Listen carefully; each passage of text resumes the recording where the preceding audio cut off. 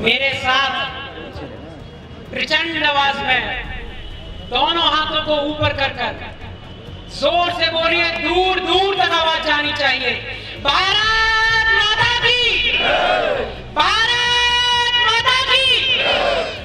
जो भारत माँ का जो हम जयघोष करते हैं वो इसलिए करते हैं, भारत कोई भूमि का टुकड़ा नहीं, ये जीता जागता राष्ट्र पुरुष है। ये वंदन की धरती है, ये अभिनंदन की धरती है, ये अर्पण की भूमि है, ये तर्पण की भूमि है।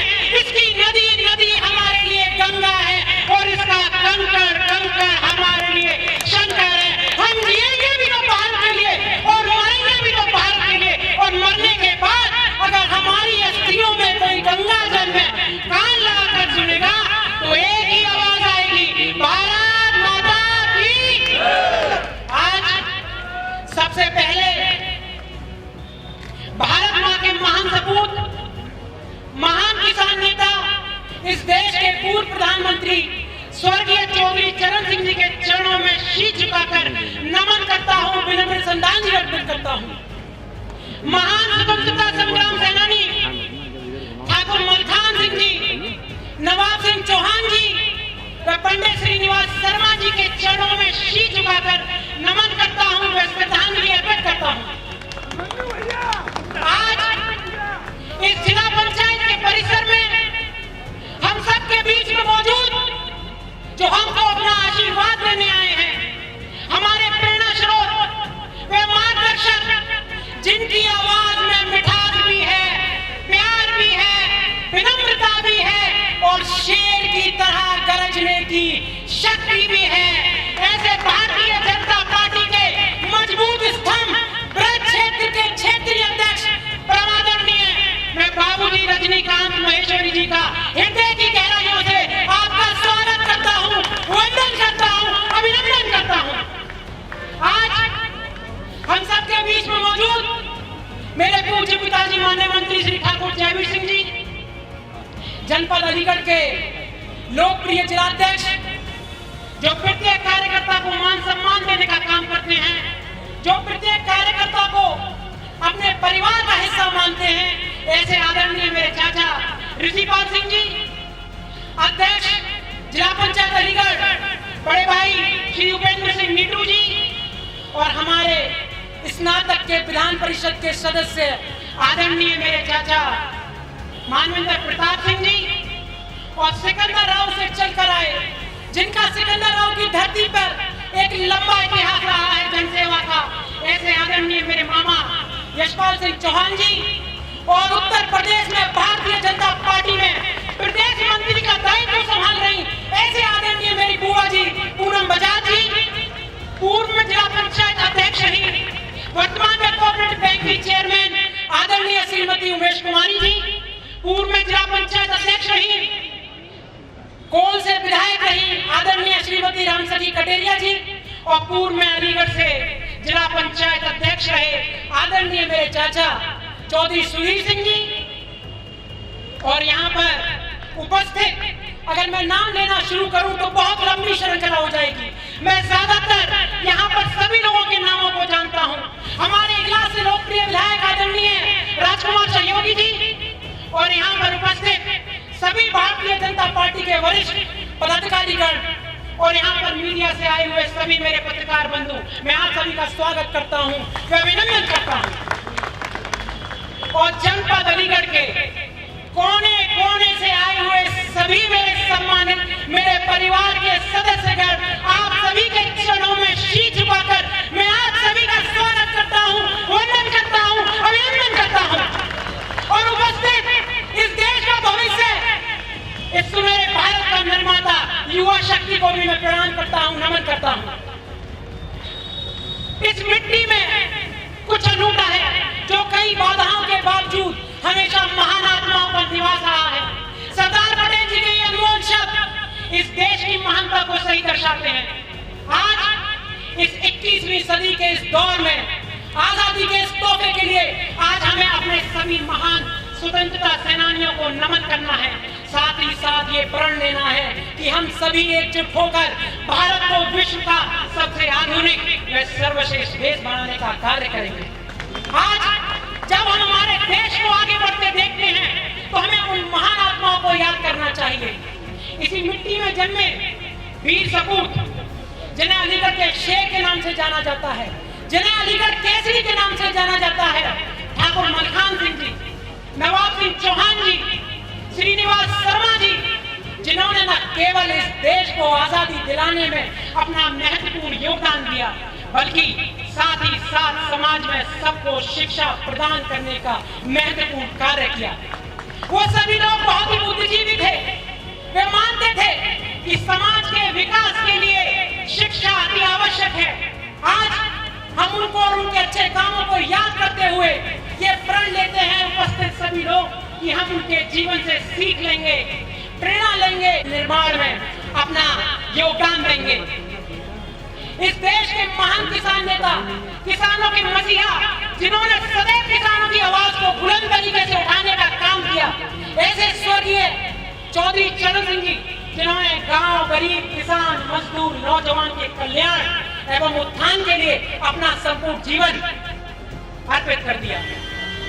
वो किसी एक जाति या वे किसी एक समाज के नेता नहीं थे, वो सब समाज के नेता थे। प्रधानमंत्री पद की शपथ लेने के बाद अपने राष्ट्र के नाम पहले संबोधन में कहा था, गरीबी हटाओ और हर एक नागरिक को जीवन की मूलभूत आवश्यकता उपलब्ध कराएं। साथ ही साथ उन्होंने ये भी कहा था, इस देश की समृद्धि और खुशहाली का रास्ता अगर कहीं से गुजरता है तो वो गांव के खेत और खलिहान से होकर गुजरता है। आज देश के माननीय प्रधानमंत्री आदरणीय नरेंद्र मोदी जी के नेतृत्व में आज किसानों के हितों को सर्वोपरि रखते हुए आज अनेकों महत्वपूर्ण कदम उठाए जा रहे हैं, जिससे अन्नदाता के जीवन में बदलाव व खुशहाली आ रही है। अगर मैं आपको बताऊं, आज उत्तर प्रदेश में प्रधानमंत्री किसान सम्मान निधि योजना के अंतर्गत 24,000 करोड़ रुपए से अधिक किसानों के खातों में पहुंचाने का काम किया। मैं बात करूं गन्ना किसानों की, तो आज उत्तर प्रदेश में 1,15,000 करोड़ रुपए का गन्ना मूल्य का रिकॉर्ड भुगतान हुआ। पंडित दीनदयाल उपाध्याय जी की सोच थी, उनका सपना था कि समाज के अंतिम पंक्ति में खड़े व्यक्ति को विकास की मुख्य धारा में लाकर खड़ा करना। वे मानते थे कि जब तक हम समाज के गरीब से गरीब व्यक्ति तक विकास नहीं पहुंचा देते, तब तक इस देश की स्वतंत्रता का कोई अर्थ नहीं है। आज इस देश के यशस्वी प्रधानमंत्री आदरणीय नरेंद्र मोदी जी के जीवन का मुख्य लक्ष्य व प्रमुख उद्देश्य है सेवा।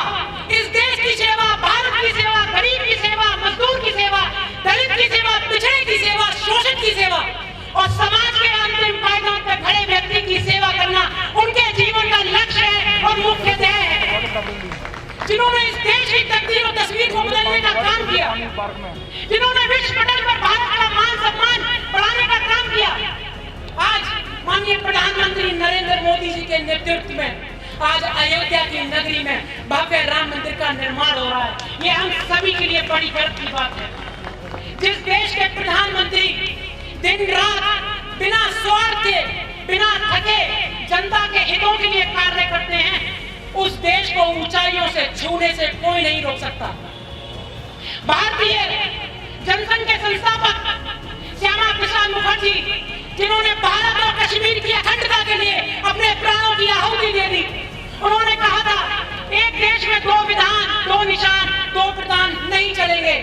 साथियों, आपको याद होगा 6 अगस्त 2019 का दिन, यह दिन भारत के इतिहास के पन्नों में स्वर्ण अक्षरों में अंकित हो गया, जब इस देश के यशस्वी प्रधानमंत्री आदरणीय नरेंद्र मोदी जी ने, इस देश के यशस्वी गृह मंत्री आदरणीय अमित शाह जी ने जब धारा 370 और 35 को समाप्त कर आतंकवाद के ताबूत में आखिरी तीर रोकने का काम किया और श्यामा प्रसाद मुखर्जी जी को सच्ची श्रद्धांजलि देने का काम किया। आज भारत में हमेशा हमेशा के लिए दो विधान, दो निशान, दो प्रधान का प्रावधान समाप्त कर दिया। आज जब मैं देखता हूँ, जब मैं महापुरुषों की श्रृंखला में देखता हूँ, तो मुझे गौरव की अनुभूति होती है जब मैं देखता हूँ कि इस प्रदेश में भी एक ऐसे महापुरुष हैं, इस प्रदेश के यशस्वी मुख्यमंत्री आदरणीय योगी आदित्यनाथ जी, जिन्होंने इस प्रदेश की तकदीर और तस्वीर को बदलने का काम किया, जिन्होंने पूरे प्रदेश का कायाकल्प करने का काम किया, जिन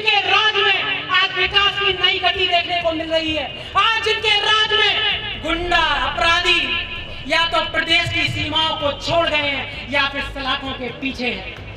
आज अपराधियों के खिलाफ योगी जी की सरकार के द्वारा कठोर से कठोर कार्रवाई की जा रही है और ये उसी का नतीजा है कि आज उत्तर प्रदेश में पिछले 4.5 वर्ष में 17,000 अपराधियों ने अपनी जमानत को निरस्त कराकर न्यायालय में कोर्ट में समर्पण करने का काम किया। ये आज एक व्यापक परिवर्तन देखने को मिल रहा है। मेरे पूज्य पिताजी माननीय मंत्री श्री ठाकुर जयवीर सिंह जी के मार्गदर्शन में मेरे बड़े भाई जिला पंचायत अध्यक्ष अलीगढ़ उपेंद्र सिंह नीटू जी ने पिछले 5 वर्ष में पूरी ईमानदारी पूरी निष्ठा के साथ जनपद अलीगढ़ के कोने कोने में विकास कराने का काम किया बिना भेदभाव के। मेरे पिताजी कभी जाति धर्म मजहब की राजनीति नहीं करते, वो राजनीति करते हैं तो सिर्फ विकास की राजनीति करते हैं, हमेशा विकास को प्राथमिकता देने का काम करते हैं। उन्होंने अलीगढ़ को मंडल बनाने का काम किया, उन्होंने अलीगढ़ को अपराध मुक्त करने का काम किया। अलीगढ़ में जनपद अलीगढ़ के कोने कोने गांव-गांव तक सड़कों का जाल बिछाने का काम किया। अलीगढ़ में डिग्री कॉलेज बनवाने का काम किया, अलीगढ़ में अस्पताल बनवाने का काम किया। अगर ये सब मुमकिन हुआ तो आपके प्यार इसमें और आशीर्वाद की वजह से, आपका प्यार और आशीर्वाद ही हमारे परिवार की ताकत है, माननीय मंत्री जी की ताकत है। आज उपस्थित युवा शक्ति को भी मैं प्रणाम करता हूँ, मैं उनसे आह्वान करता हूँ इस देश की समाज की तकदीर बदलने के लिए, इस देश की समाज की तकदीर बदलने के लिए आपको अपनी कमर कसनी होगी। जब तक इस देश के युवाओं में अंगड़ाई नहीं है, इस देश का इतिहास बदल गया है। चाहे खेल का मैदान हो, चाहे युद्ध का मैदान हो, चाहे राजनीति का मैदान हो, जब इस देश की सबसे बड़ी कोई शक्ति है तो वो युवा शक्ति है। We are 65% people of this country. 65% हैं आप लोग। जिस ओर चाहेंगे उस ओर हवा का रुख मोड़ देंगे, जिस ओर चाहेंगे उस ओर तूफान का रुख मोड़ देंगे और पलक झपकते ही चट्टान को मिट्टी बनाने का साहस रखते हैं आप लोग। अगर संघर्ष करने की क्षमता हो, लक्ष्य के प्रति समर्पित हो, दृढ़ संकल्पित हो, तो मैं दावे के साथ कह सकता हूँ इस ब्रह्मांड में कोई शक्ति नहीं है जो आपके उस मुकाम को हासिल करने में रोक दे। आपकी प्रबल इच्छा शक्ति के सामने हर चीज को सिर झुकाना पड़ता है क्योंकि वो सीधा ईश्वर से आती है। हमको कभी जाति धर्म मजहब के नाम पर नहीं बटना है, हमको लड़ना है तो सिर्फ देश के लिए लड़ना है। जैसे चंद्रशेखर आजाद, भगत सिंह, शहीद उधम सिंह, शहीद अशफाकुल्लाह खान ने अपने लहू से इस भारत माँ को सींचने का काम किया।